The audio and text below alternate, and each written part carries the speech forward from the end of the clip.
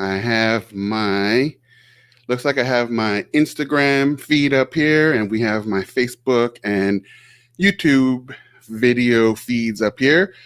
So I think we're just about ready to go. So I'm going to go ahead and get started on this discussion. So if I'm looking at you here, that means you're watching on Facebook or YouTube. If I'm looking at you down here, then that means I'm looking at you you're watching it on Instagram.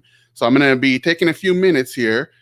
First, I'll introduce myself. I should probably do that first. My name is Ernesto, and I'm the founder of the Social Work Mentor. So some of you probably know about that because you're watching this now, but Social Work Mentor is a tool that's available to social workers and helping professionals to be able to help you in your day-to-day work, working with people, individuals, families, communities, and to help make the work hopefully a little easier for you.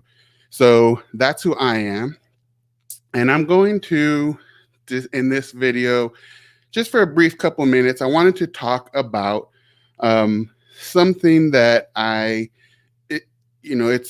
hoping everybody can see me, first of all, on Instagram. Somebody is sending me a message that maybe they can't see it. It looks like it can be seen. If you can see this on Instagram, the one person that's watching right now, please let me know.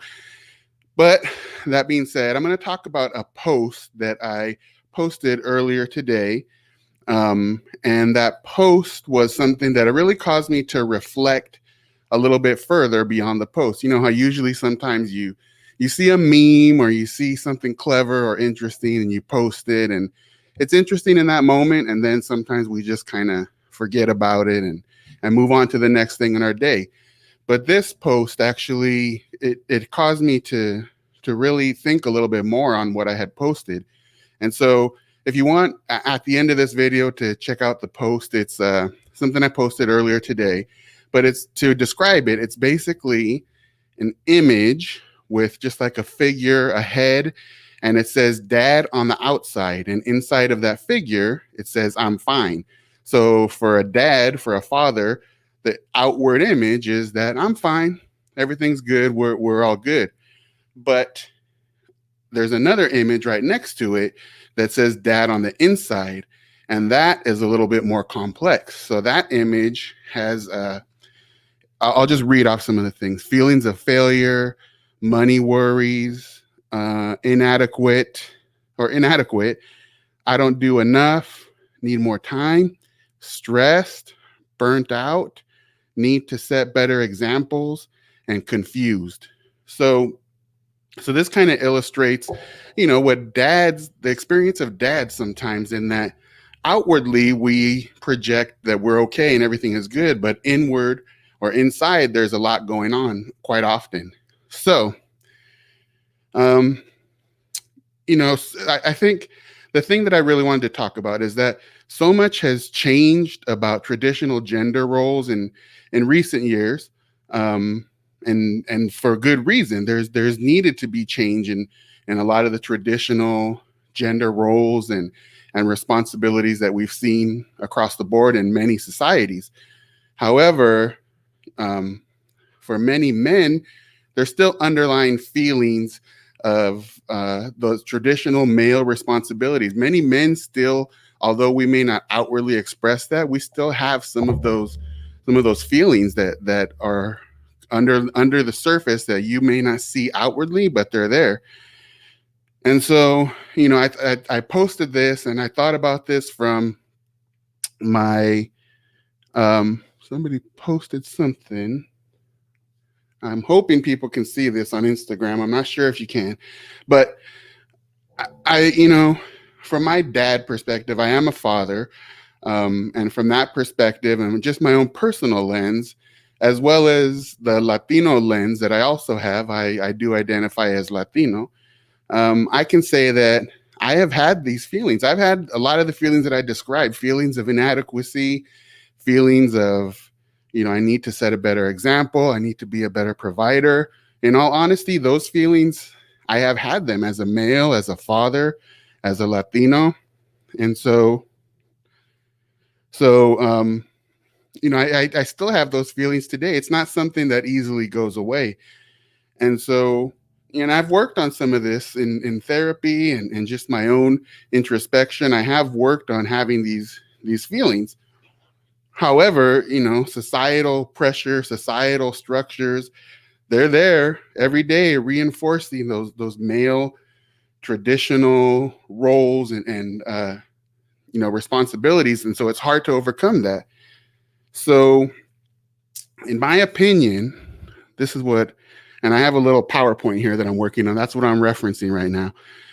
But in my opinion, it's hard for men to deal with these issues. And this could be a little controversial, but I'm going to say it anyway, because there's a lot of focus right now in society on empowering women, as there should be. It's been needed for, since societies have developed, basically.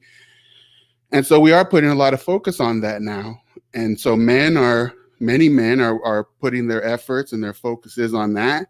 And sometimes for men, as we try to be allies to women and try to partner with them in their efforts towards equity, we sometimes feel like focusing on ourselves as men is not okay. Like, it feels like, we don't deserve that. This is a time for women and we shouldn't focus on ourselves. Sometimes men have feelings of guilt or it's hard for us to focus on ourselves, especially with a lot of the focus that we need to put on women's issues right now.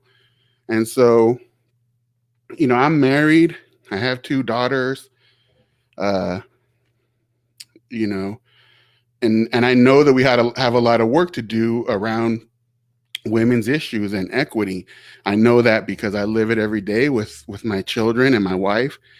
But those efforts that I put forth, both in my own family and with the clients that I work with and just out in society, it does take up a lot of my energy and my efforts towards dealing with my own male issues. And so, I thought that the fact that the struggles that I go through and challenges to try to work on myself and my male issues and thoughts about who I need to be as a man, it made me wonder. That's just me. And I have a professional training or educational background, but a lot of the clients that we work with, how are they processing that? How are they validating themselves as males or as fathers? Are we as social workers really doing the work to sufficiently work with these men? And so I challenge all of us as social workers to really put some thought into that as we continue to advocate for women's rights, women's equity. Let's not leave men in the dark. Men are hurting oftentimes, and it's not mutually exclusive, I don't think, to deal with women's issues and men's issues at the same time. And I think that there are a lot of men that we are sometimes doing a disservice to by really not calling out their struggles, their pains, their challenges, and providing them with the tools they need to deal with them. So, I just wanted to come on and talk about this issue because this post that I made really caused me to think about this issue and try to just think about, how do I feel as a male, and how are males that we as social workers are servicing, how are they experiencing this reality? So I'd love to hear your input on this, to hear your feedback, and to challenge me or confirm some of the things I said. This is something that I'm going to put more thought into, and maybe create another video. But for now, those are my thoughts. So as I continue to work on this PowerPoint here, maybe I'll tighten it up and present something else, but I just wanted to put this forward tonight. So anyway, I hope this was interesting. Hope somebody got some value from this.